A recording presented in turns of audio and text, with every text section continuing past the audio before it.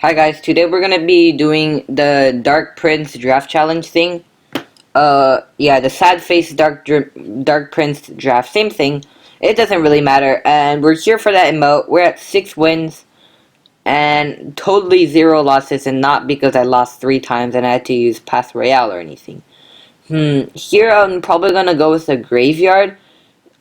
Just because most people are gonna have Dark Prince and Royal Hog is really weak against Dark Prince. I'm gonna go with the Dark Prince because it counts as Royal Hogs and his Prince. I went with some Mega Minion because it does more damage, and I don't really like Wizard that much. And I went for the Magic Archer just because it outranges it, and I didn't really have any counters for it if he had it. So he does give us the Elixir Golem, which sucks. So I'm probably never gonna play it in this match. I go with the Barb Barrel at the bridge. See what he has. He actually goes with the Royal Delivery, so I go Magic Archer in the back. And see what he plays. He actually rockets, which is super aggressive, so I defend with Fire Spirits. Go in with Mega Minion and go in with the Graveyard because I know he doesn't have that much Elixir. The Mega Minion dies pretty quickly. It has to Wizard, but the Skeletons actually get quite a decent amount of damage. I don't know if it was worth it. Maybe it was, maybe it wasn't. But now he has a Prince. I go Barb Barrel to try to take down the Wizard's health. The Dark Prince is actually enough. Yeah, barely enough to stop the Prince. He goes with Royal Hogs, which is kind of aggressive, seeming that he just spent a Wizard and a Prince. So I know he doesn't. He's pretty low on Elixir, but I'm pretty low on Elixir too.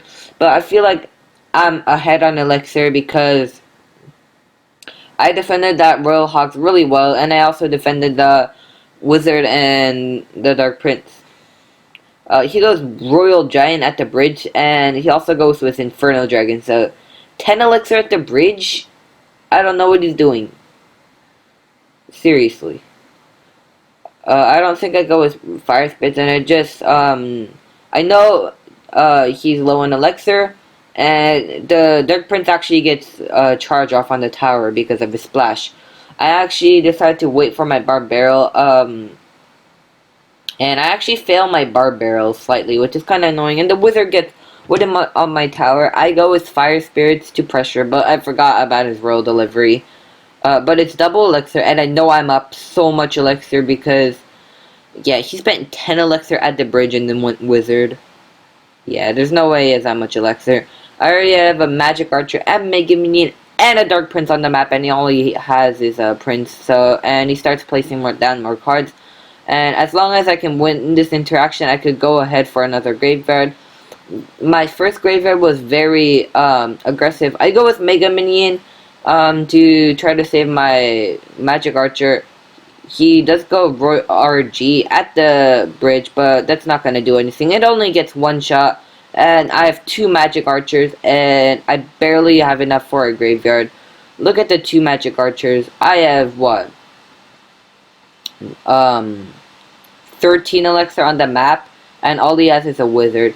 He's down so much Elixir, the Magic Archers will take out the tower. And that's a GG for the first match. So, honestly, that was kind of close. I felt like that first Graveyard might have been an overcommitment. And I probably should have played a bit more passive, you know. But I feel like it was pretty good overall. I do choose the Knight over the Royal Recruits because it's just more versatile.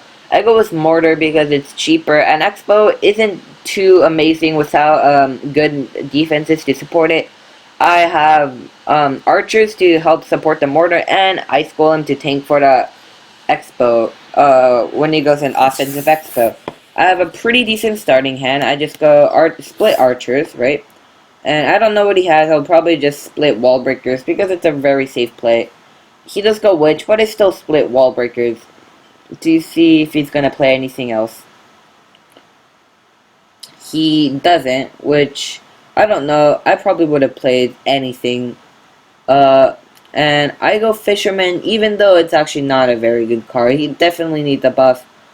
The Fisherman doesn't really do anything and just spins his hook over and over. The witch splashes the fisherman and onto the tower twice, and the fisherman pulls it towards the knight and splashes both the knight and the fisherman. And that's why fishermen need the buff. And I logged the goblin barrel, and I feel like I'm up a bit of elixir, so I go with some mortar. I learned from my last lesson that I shouldn't use fishermen because it sucks.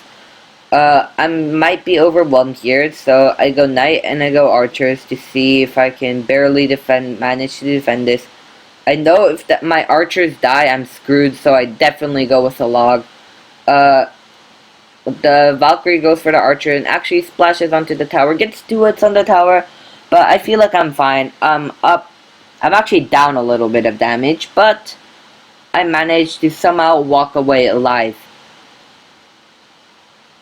He had more elixir than I thought he had, which is kind of unfortunate, but yeah, I'm not gonna go fisherman because I learned from my lesson. Fisherman sucks, and my wall breakers connect, and I go cannon cart in the corner to see if we can do something against that witch, and I don't want the witch to get too much damage, so I go with an ice golem.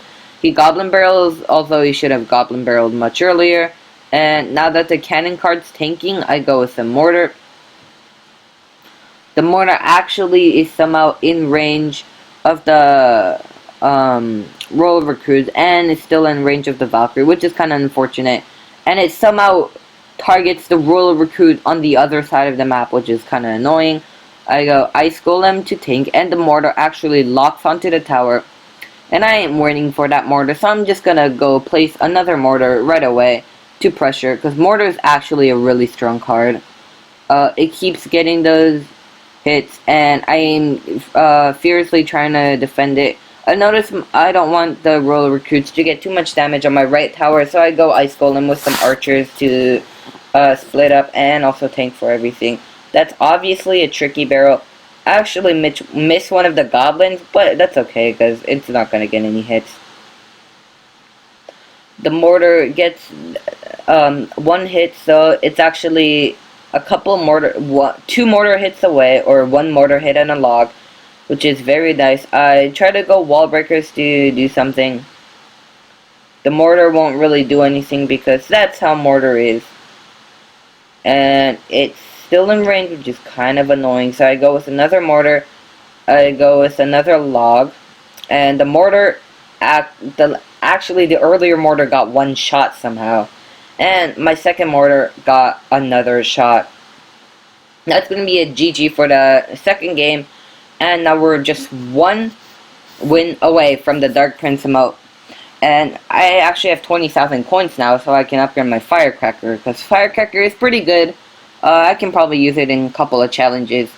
Anyway, I'm probably going to go Balloon, because Air is a bit harder to defend than a Hog Rider. I'm going to go Prince, because E-Barbs suck. Definitely the Dark Prince. Even though Mega Minion would counter my Balloon, the Dark Prince is going to help so much against the E-Barbs. And I go Tombstone because my deck is looking kind of expensive, and I don't really like Barb Hut. So let's see here. Probably going to start with Flying Machine. I almost start with the Skeleton Army, but I remember he has a Hog Rider. So we're going to go Flying Machine to see if we can do something against the Mega Minion.